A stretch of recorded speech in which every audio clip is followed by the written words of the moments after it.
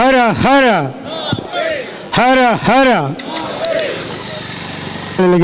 ಪಡೆಂಬಿಡುತ್ತಾ ಶಿವೈಕ್ಯ ಮಹಂತ ಶ್ರೀಗಳ ಪಾದಗಳಿಗೆ ಪಡೆಂಬಿಡುತ್ತಾ ಹಾಗೂ ವೇದಿಕೆಯ ಮುಂಭಾಗದಲ್ಲಿ ಎಲ್ಲ ನಮ್ಮ ಸಮಾಜ ಬಂಧುಗಳು ಆಸೀನರಾಗಿದ್ದೀರಿ. ತಮ್ಮೆಲ್ಲರಿಗೂ ನಾನು ಒಂದು ಬಸವ ಜಯಂತಿಯ ಶುಭಾಶಯಗಳನ್ನು ಕೋರುತ್ತಾ, ನನಗೆ ಈ ವೇದಿಕೆಯ ಮೇಲೆ ಮಾತಾಡುವಷ್ಟು ದೊಡ್ಡವನಾಗಲಿಲ್ಲ. ನನ್ನನ್ನು ಯಾಕೆ ಕರೆಸಿದ್ರು ಅಂತ ಈಗಲೂ ನನಗೆ ಗೊತ್ತಿಲ್ಲ. ಬಂಧುಗಳೇ, ಈಗ 13ನೇ ತಾರೀಕಿನಿಂದ ಇಲ್ಲಿವರೆಗೂ ಇಡೀ ರಾಜ್ಯಾದ್ಯಂತ ನಮ್ಮ ಮಠ ವೈರಲ್ ಆಗಿದೆ. ಇಲ್ಲಿವರೆಗೂ ಎಲ್ಲ ನಮ್ಮ ಸಹೋದರರು ಮಾತಾಡಿದರು. ಮಾತಾಡ್ತಕ್ಕಂಥ ವಿಚಾರ ಏನಿಲ್ಲ. ನಮ್ಮ ಗುಂಡ್ಮಣಿ ತಿಪ್ಪೇಸ್ವಾಮಿ ನಮ್ಮ ಬ್ರದರ್ ನಮ್ಮಣ್ಣ ಹೇಳಿದರು, ಈ ಮಾತನ್ನು ನಾವು ಇಬ್ಬರು ಕೂತು ಕಿವಿಯಲ್ಲೇ ಮಾತಾಡಿದ್ವಿ. ಲೆಕ್ಕ ಕೊಡೋದು ಬೇಡ, ಸಮಾಜಕ್ಕೆ ಲೆಕ್ಕ ಏನು ಕೊಟ್ಟಿರೋದು ಅದು ಸಮಂಜಸವಾದ ಲೆಕ್ಕ ಅಲ್ಲ ಅಂತ ನಾನು ಸಹಿತ ಅವ್ರ ಹತ್ರ ಕಿವಿಯಲ್ಲಿ ಮಾತಾಡಿದ್ದೆ. ಹಾಗಾಗಿ ಸನ್ಮಾನ್ಯ BC ಉಮಾಪತಿ ಅಣ್ಣವರಲ್ಲಿ ನಾನು ಮನವಿ ಮಾಡ್ಕೊಳ್ಳೋದಿಷ್ಟೇ, ತಮ್ಮಲ್ಲಿ ನಾನು ಕೈ ಮುಗಿದು ಕೇಳ್ಕೊಳ್ತೀನಿ. BC ಉಮಾಪತಿ ಅಧ್ಯಕ್ಷರೇ, ಇಡೀ ಗ್ರಾಮಗಳಲ್ಲಿ ಧರ್ಮದರ್ಶಿಗಳಾದ BC ಉಮಾಪತಿಯವರಿಗೆ ಏನು ಕಡಿಮೆ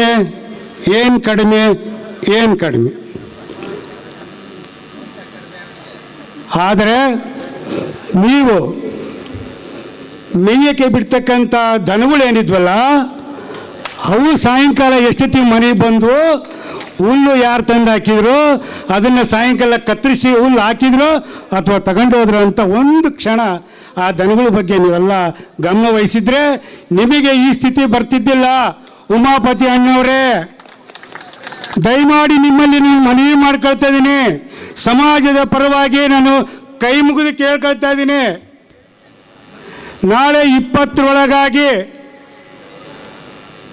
ಇಡೀ 27ರೊಳಗಾಗಿ ನೀವೇನು ಲೆಕ್ಕ ಕೊಡಿ ಚಳವಳಿಯನ್ನು ಅಂದ್ಕೊಂಡಿದ್ದೀರಲ್ಲ, ಲೆಕ್ಕ ಕೊಡೋದಕ್ಕಿಂತ ಮುಂಚಿತವಾಗಿ ಸಮಾಜಕ್ಕೆ ಒಂದು ಸಂದೇಶವನ್ನು ಕಳಿಸಿ.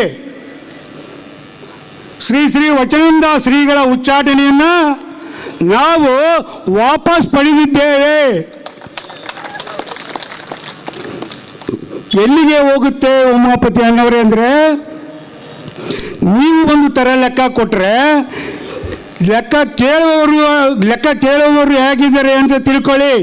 ನಾನು ಮಧ್ಯಾಹ್ನ 1 ಗಂಟೆಯಿಂದ ಎಲ್ಲ ತಾಲೂಕು ಅಧ್ಯಕ್ಷರುಗಳ ಸಮಕ್ಷಮ ಕಿವಿ ಮಾತುಗಳಿಗೆ ಬಡಿದಿದ್ದೇವೆ. ಉಮಾಪತಿ ಅಣ್ಣವರೇ, ಪ್ರತಿ ತಾಲೂಕು ಪ್ರತಿ ಜಿಲ್ಲೆಯಲ್ಲಿ ಈಗ ಸಭೆಗಳನ್ನು ಕರೆದು ನಮ್ಮ ಜಿಲ್ಲೆಯಿಂದ ಎಷ್ಟು ಹೋಗಿದೆ, ನಮ್ಮ ತಾಲೂಕಿಂದ ಎಷ್ಟು ಹೋಗಿದೆ ಅಂತ ಲೆಕ್ಕ ತರುವ ಚಳವಳಿಯನ್ನು ಅವ್ರು ಮಾಡ್ತಿದ್ದಾರೆ. ಅದಕ್ಕೆ ದಯಮಾಡಿ ನೀವು ಲೆಕ್ಕ ಯಾಕೆ ಕೊಡ್ತೀರೋ, ಅವ್ರ ಲೆಕ್ಕ ಯಾಕೆ ಕೇಳ್ತಾರೋ, ನಾನು ಅಷ್ಟು ದೊಡ್ಡವನಲ್ಲ. ನಮ್ಮ ಗುಡುಮುಳಿ ತಿಪ್ಪೇಸ್ವಾಮಿ DCC ಬ್ಯಾಂಕ್ ಅಧ್ಯಕ್ಷರು ನಿಮ್ಗೊಂದು ಮಾತನ್ನು ಈ ಸಂದರ್ಭದಲ್ಲಿ ಹೇಳಿದ್ದಾರೆ, ಲೆಕ್ಕ ಕೊಡ್ತೀರೋ ಬಿಡ್ತೀರೋ, ನೀವು ಕೊಟ್ಟಂಥ ಲೆಕ್ಕ ನಮ್ಮ ಸಮಂಜಸವಾಗಿದೆ ಅಂತ ಒಪ್ಕೊಳ್ಳುತ್ತೋ ಬಿಡುತ್ತೋ ಸೆಕೆಂಡ್. ನಾನು ನಿಮಗೆ ಕಿವಿ ಮಾತನ್ನು ಹೇಳ್ತಿದ್ದೀನಿ. ಸನ್ಮಾನ್ಯ ಧರ್ಮದರ್ಶಿಗಳಾದ BC ಉಮಾಪತಿ ಅಣ್ಣವರೇ, ಪಾಪ ನೀವು ಯಾಕೆ ಇಂಥ ಮಾತುಗಳನ್ನು ಕೇಳಲಿಕ್ಕೆ ನಿಮಗೆ ಯಾಕೆ ಇಂಥ ಗತಿ ಬಂತು? ನೀವು ಯಾಕೆ ಮುನ್ನೆಚ್ಚರಿಕೆ ವಹಿಸಲಿಲ್ಲ?